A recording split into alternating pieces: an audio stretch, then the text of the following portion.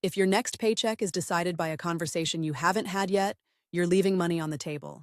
I want to give you a simple, repeatable plan to negotiate salary in North America that actually sticks. This isn't magic. It's a practical approach you can use whether you're fresh out of school, changing roles, or climbing your current company's ladder. The goal is to walk into the room with a clear plan, data you can trust, and a path to wealth that comes from paying yourself first. Step 1 is knowing your value. The core of any good raise talk is understanding what you bring in dollars and in impact. You're not asking for a wish, you're asking for a reflection of your work. Start with a one-page summary that covers 3 things: the results you've driven, the skills you've added, and the ways your work lowers costs or raises revenue. Keep it factual and concise. Next, gather market data.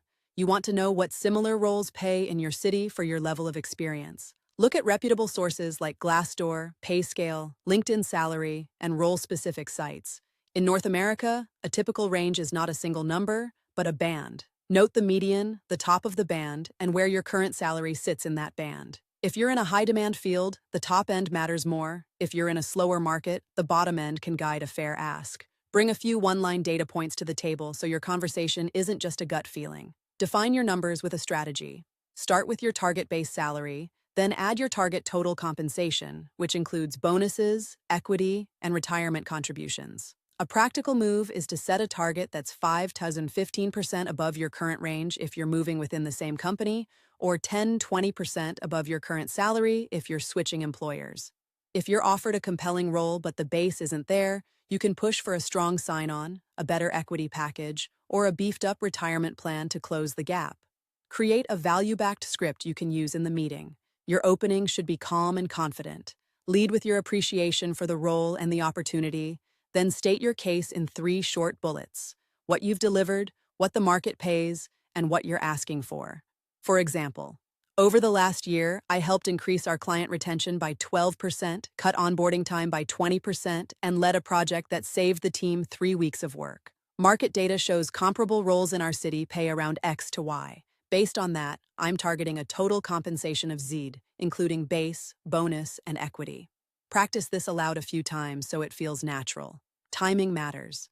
The best moments to negotiate are after you've demonstrated value but before a formal sign-off, or during a scheduled performance review where your impact is clearly visible. If you're mid-cycle, you can request a short meeting to discuss compensation in principle, not an offer rejection or acceptance. In North America, avoid negotiating during a project crunch or after a bad quarter.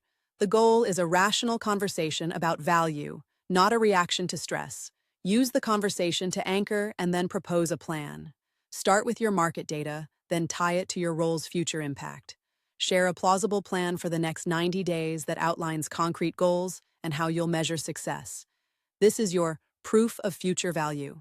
When you present the plan, pair it with a concrete ask for base salary and total compensation, and then offer a range rather than a single number to keep negotiation flexible. For example, you could say, "Given the responsibilities and the market data, I'm targeting a base of X with a total package around Y. If the base can't move, I'd be happy to discuss a richer equity split or a sign-on bonus to reach that total."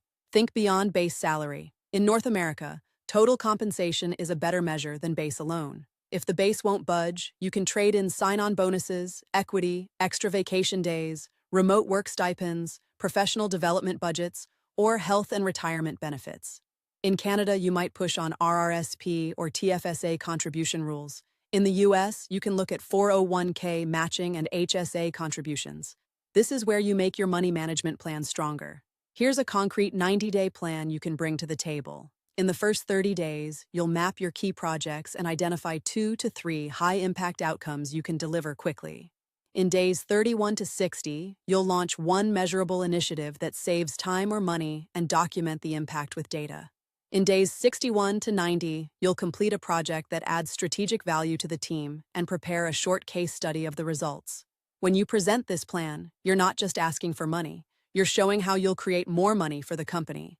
Make the numbers stick by turning the raise into a wealth-building move. If you land a higher salary, you'll be able to save more and invest more. A practical approach is to commit to a fixed percentage of any raise to retirement contributions or to a high-yield savings plan. For instance, decide to invest 50% of any raise into your 401k or RRSP and TFSA, and keep the rest for essential living costs. A real example. If your raise adds $8,000 to your annual take-home after tax, directing $4,000 into retirement and $2,000 into a high-interest savings fund can accelerate your wealth trajectory without losing the everyday cash you need. Understand tax implications. In the US and Canada, tax brackets matter, and state or provincial taxes change the real value of a raise.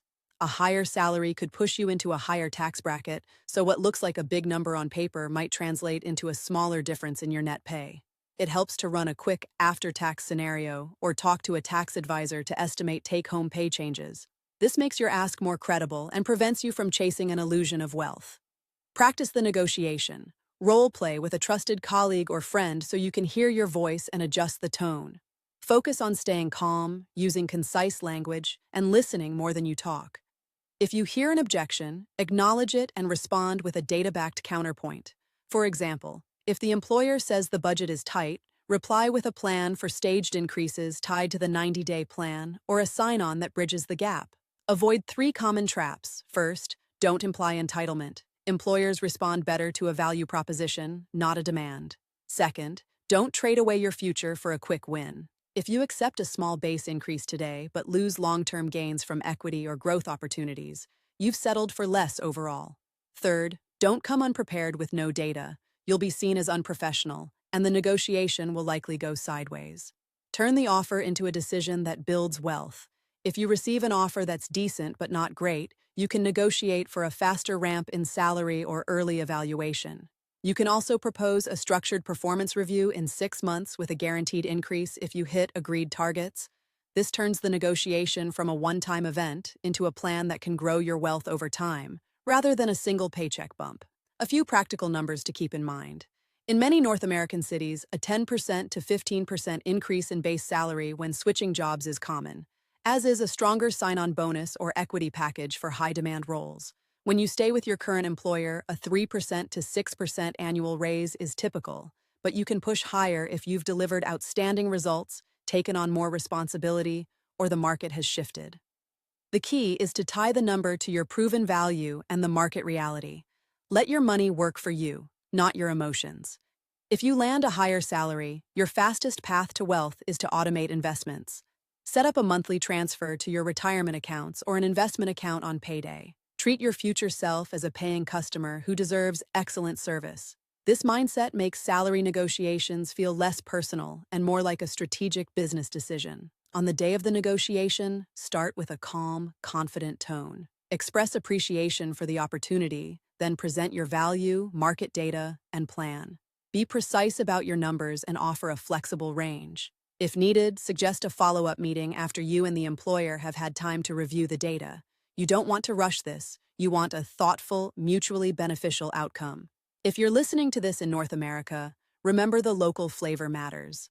A US-based company might emphasize current market pay and equity packages more, while Canadian firms often highlight retirement contributions and healthcare benefits as part of the total package. Use what matters most in your region, then map it back to your own situation with your one-page value document and a 90-day plan. Now, a quick recap you can print or save in your Notes app. Know your value and collect market data. Build a simple, data-driven script you can repeat. Time your talk with purpose. Focus on total compensation, not just base salary. Bring a concrete 90-day plan that shows future value. Tie the increase to wealth building through disciplined saving and investing. Practice until you can deliver it with calm confidence. If you try this approach, you'll walk into the room with clarity, not bravado. You'll rely on concrete numbers, not empty promises. You'll show you're a person who can deliver real results and also manage money wisely, which is a powerful combination for building wealth over time. If you found value in this, please like what you heard. Share this with someone who's negotiating a salary this year. If you want more actionable strategies like this, hit subscribe and turn on notifications so you won't miss the next video. Have a question about your own situation or a negotiation you're facing? Leave a comment and I'll respond with practical steps you can use.